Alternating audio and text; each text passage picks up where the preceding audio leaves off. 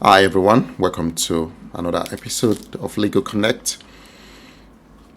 On today's episode, we are going to be looking at some of the legal issues that is affecting Nigeria and Nigerians alike. I hope you've enjoyed the previous episodes. As we said earlier on last year, towards the end of last year, we said we'll be looking at some of the aspirants vying for our votes in the forthcoming election, which is just over 1 month from now. Before we go on to today's episode, I want to encourage you, my listeners, my viewers, as I always say here, like the program, provide comments, no matter what comments you've got, and most importantly, share the video, share the link, like and share, so that we can reach as many people out there with good analysis of the legal issues that are affecting Nigeria and Nigerians. On today's episode, we are going to be analyzing part of the Constitution, most especially Section 13 and Section 14 of the Federal Republic of Nigeria's Constitution, that is as amended the 1999 Constitution. The reason why I'm looking at these sections is because of what is currently going on in the country.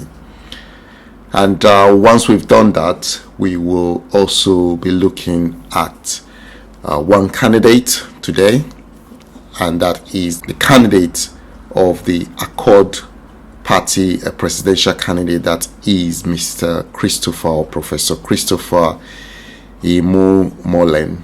Before I go on to talking about this section of the Constitution, I just want you to sit back and listen or watch this video that I came across recently, and that will prompt us looking at the section of the Constitution.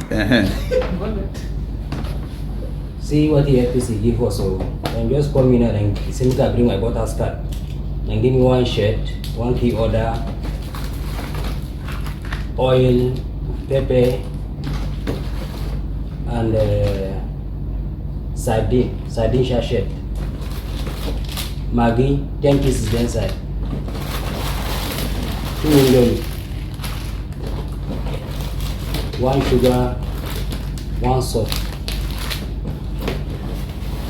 1 gari, 1 jerrycan of gari, 1 jerrycan of rice, 1 jerrycan of beans, a rubber for hand. Nothing there again. And this one empty cell, nothing there inside. See what they give us, so see what they take to us for this country. So before they give you this thing, now what did they ask you? And just ask me for my voter's card. I give them the right, what they want right, then give me back and carry this one give me. So now they say this one now for the next 4 years now, they don't settle you with that now. That is settlement with that now. Now they settle me with this. So this one now, how many days you go chop now? This one 1 day now. This in them, nobody even can say. And now me say with this one now you go vote APC now. Me I no go vote APC. Why now? Why they don't give you this? I go just collect. If they give me I collect, I no go vote APC. What they do is for this 8 years now, it's okay. It's good now. Anything where they bring collect them. Now you're right. After all, now APC they government. I go vote for what they do Christmas for you now. This one na Christmas, other na New Year gift, I no go know. So make you vote your conscience. So. I go Vote for the one where we say this country go better. Now what we go go now? We cannot continue to live in this little things when no go last us 2 days. There for the next 4 years, you will suffer. Your children go suffer. Make everybody share your out. This is happening live now in Ikoyi. They are going about collecting people PVC and give them this pack containing what you have seen. Tulombo and Kashim. So they will collect your PVC, record details of the PVC, take your phone number, and give you this. Yes, sir. So what do you call that? It's now left for you people. If we like this offering, let us continue. Otherwise, vote them. Welcome back. So let's look at section 13 and section 14 of the Constitution of the Federal Republic of Nigeria as amended 1999. And that's the beginning of chapter 2, fundamental objectives and directive principles of state policy. Section 13 states, it shall be the duty and responsibility of all arms of government and of all authorities and persons exercising legislative, executive, or judicial powers to confirm, to observe, and apply the provisions of this chapter of this Constitution.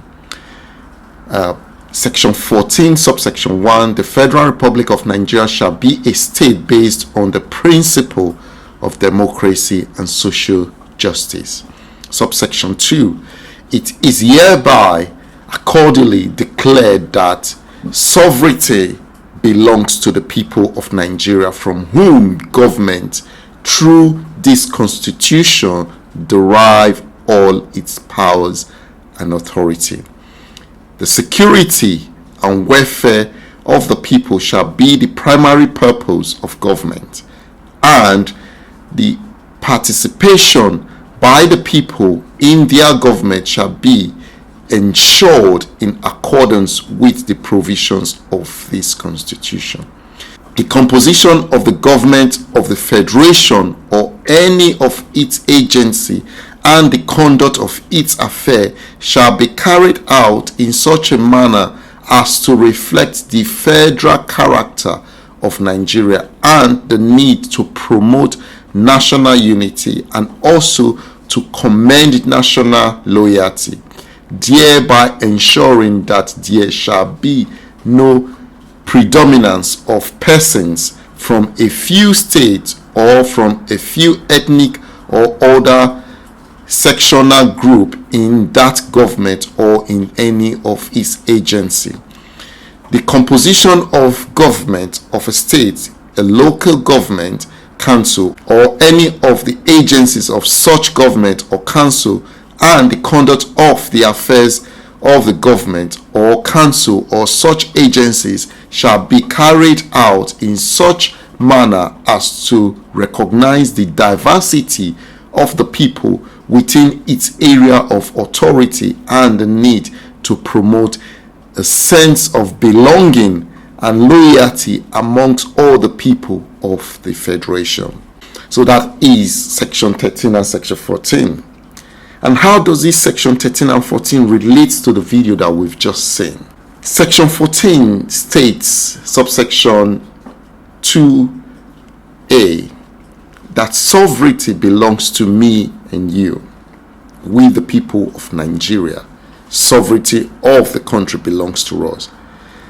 And the power that the government has is derived from the mandate that we give to them, that is through our voting, and from this Constitution. If you look at this video that we've just seen, it saddened my heart that this is what my voter's card is worth for the next 4 years. If I give my voter's card, this is what I get for the next 4 years. This is what I will live on for the next 4 years. And the gullible Nigerians are campaigning seriously to have this as a dividend from the government that they are trying to usher to govern Nigeria. It is saddened that millions or billions of naira has spent to prepare this goodie bag for people to live on for the next 4 years by the APC aspirant. And I know PDP will also be doing Diaz, and some other parties out there as well. This is why it is very, very important that Nigeria understand the power that they have. The power to bring in the government that they so desire. Since these political parties are ready to bribe their way into government, we the people of Nigeria should be ready to make sure that this come next month, this election is not rigged by these individuals of a politician that we have, to make sure that on the day of the election that we, every one of us, are officers of INEC, to make sure that this election, people are not intimidated, people are not bribed, in order to have these people that believe that we are worth these sachets of food for the next 4 years. And if you look at further down section 14 of the Constitution, you will see that the judiciary, the executives, and the legislatures are responsible and to ensure that there is diversity in government. What that means is that people are appointed not because of their ethnic affiliation, not because of their tribe, not because of their religion, that each arm of government are represented by every part of Nigerians. But what do we have today? We see the presidency favoring people from their ethnic group. You see appointments are made based on the language you speak, based on the tribe you belong. And the legislatures, the National Assembly is supposed to be a checkmate for the excesses of the executives, whereas the judiciary is supposed to have the power to interpret this constitution. But what do we have? We have powers of arms of government being shackled by another arm of government. No part of the system we turn our face to today that we can say wholeheartedly that yes, this is working. You see, every part of governance, every part of government, Nigerians are suffering. Look at what's happening within the central bank. Today, the central bank governor ignores calls from the National Assembly or the Senate and the House of Representatives. But those are the arms of government that enacted the law or the legislation that gave the governor of central bank the powers that is wielding today.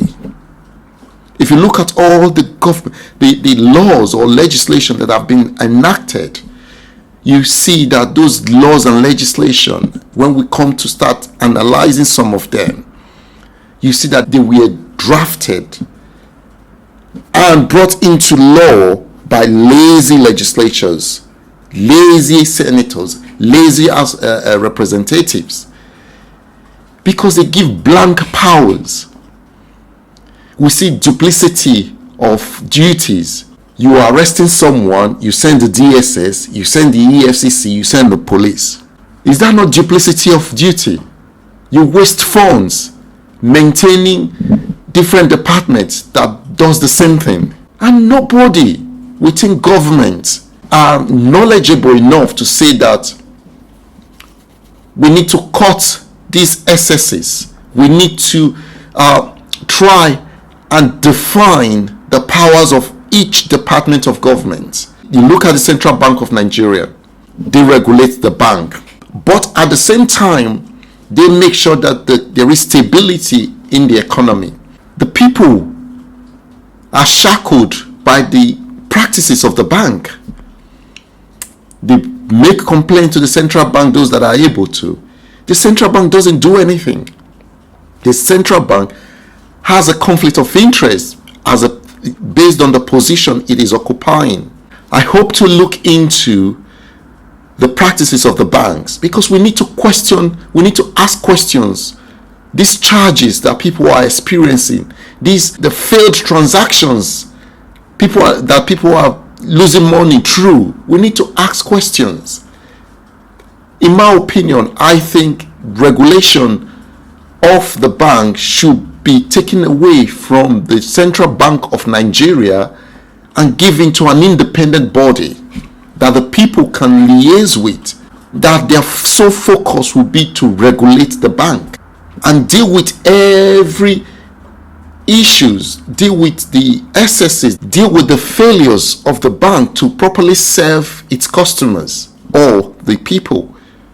This is much I wanted to say about section 13 and 14 in relation to what is actually happening in the society. I want to play another video.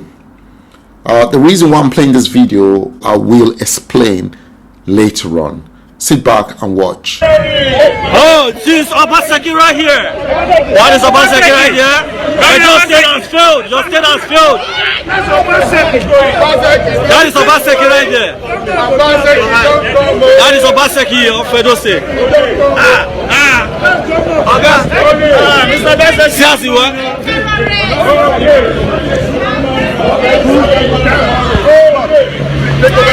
See, when they come abroad, you see the good road here? Obaseki, did you see good road? Obaseki only! Obaseki only!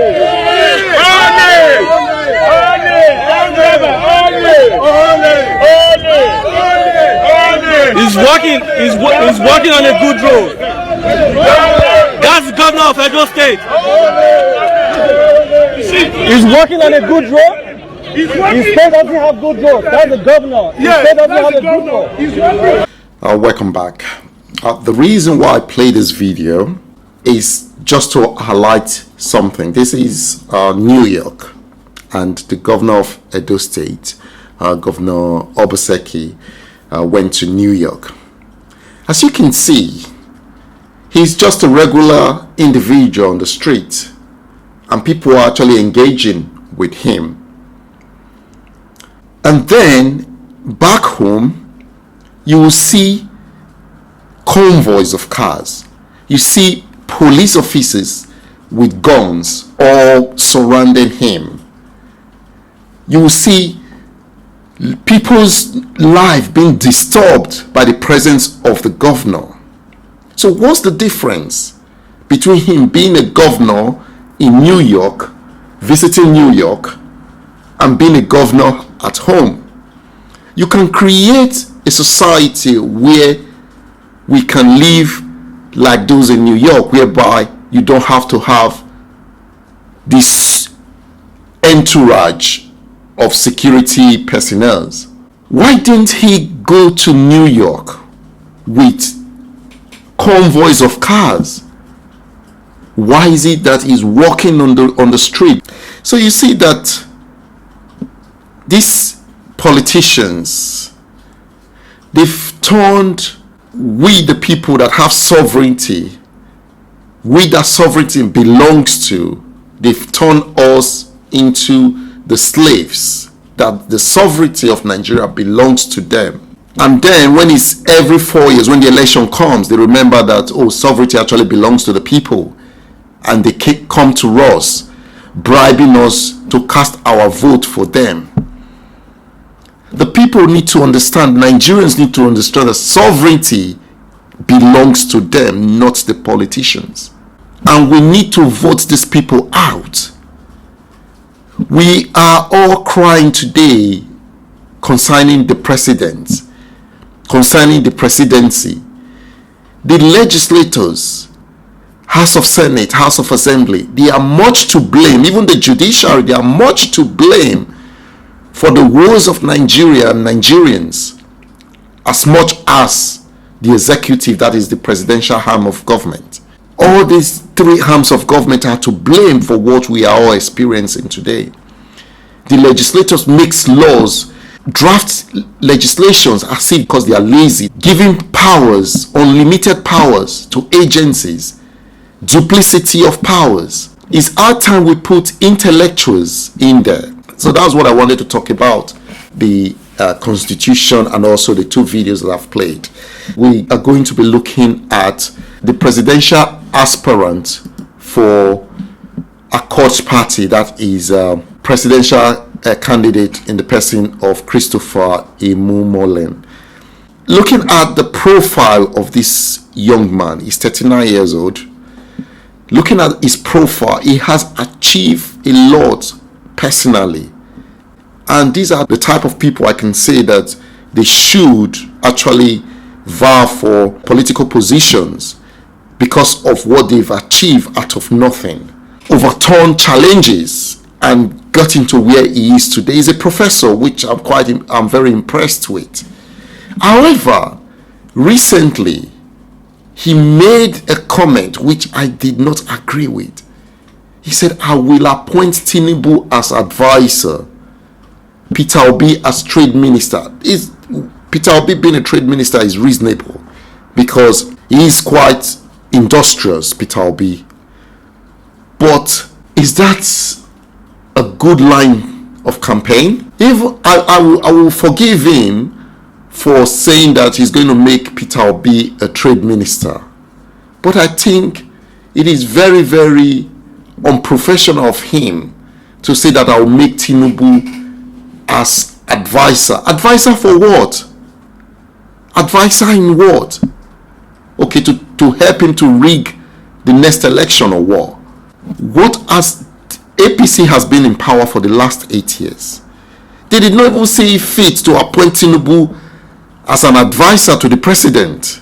But you want to appoint Tinubu as an advisor. If he has advisory knowledge, if he's an expert in an area that will benefit the government, how come APC hasn't tapped into that knowledge?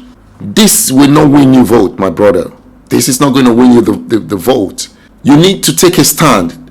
There are over 200 million Nigerians. Are you saying that it's only Tinubu and Peter Obi that are the best candidates to be a trade minister and advisor? Or you just want to continue with the establishment, with the same people that have bastardized this country to its belly? So based on this that he said, I'm quite disappointed in him, and I believe that I will not be casting my vote for him because I feel that he will just be surrounded by the same people that we are trying to get rid of. These people are due retirement. They should go and sit down and take care of their grandchildren. I will forgive him for Peter Obi. Peter Obi is young, and even though the jury is still out for Peter Obi, I've said on this platform, Peter Obi is the best out of the three candidates that have been with the establishment. That is Mr. Tinubu and Mr. Atiku, and Mr. Peter Obi is the best of the three. So I will understand when he says, okay, I'll make Peter Obi a trade minister. Peter Obi is young, but not these old and granddads that have been bastardizing our economy, bastardizing our country, and you campaigning that you make him an advisor. So I think you need to go back to the drawing board and change your thinking that you want to make Mr. Tinubu an advisor in your government. I have said it, if Nigerians sit back and allow Mr. Tinubu and Mr. Atiku to win this election, we deserve the next 8 years what is going to happen to us as Nigerians. Because I think this is a mini revolution whereby the people have decided, the youth most especially, have decided that they are sick and tired of the popular candidates because they have nothing to offer us as Nigerians. I hope you've enjoyed this short and sweet analysis of the political space that we are currently in and experiencing as we gear up to the election next month. Let us continue to champion our candidates. I have looked at few candidates already. We should not just concentrate on the presidential candidates. We should also look at the Senate, the House of Representatives, and all other arms of government that we are due to vote people into, because we need to clear out all those people. I hope you've enjoyed it. Share this video, like the video, and more so subscribe so that you can get notification when we put up new materials. Until I see you next time, take care now and bye bye.